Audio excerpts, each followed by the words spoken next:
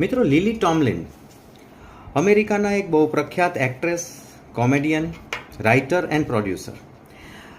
એમના લખેલા ઘણા બધા કોટ્સમાંથી એક કોટ છે કે the trouble with the rat race is that even if you win you are still a rate.